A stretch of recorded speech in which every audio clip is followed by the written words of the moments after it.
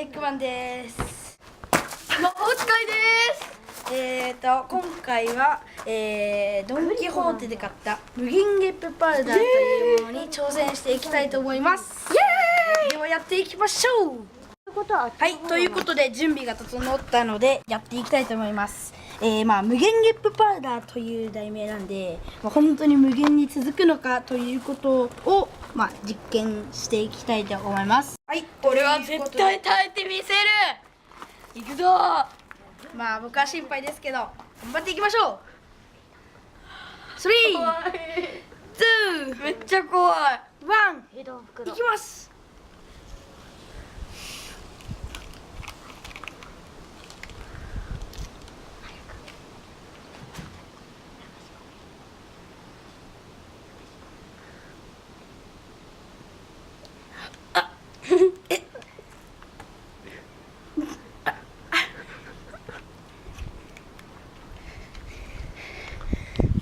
大丈夫ですね、こんなの。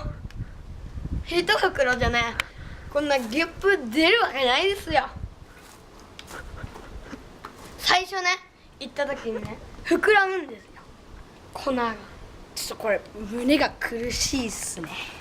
やばい。では苦しい。 1.5 いく。やばいでしょ。やばい、マジでなんか出てきそう。全部出し切れ。でちょっと体の中のものが全部出てきそうな感じする。まず全部出せ。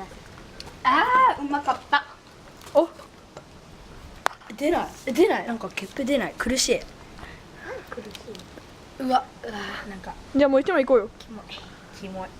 では今回の実験はですね、一応耐えられるは耐えられるけど、胸は苦しくなるということで、では1袋半いってみますか。 2いっちゃえば。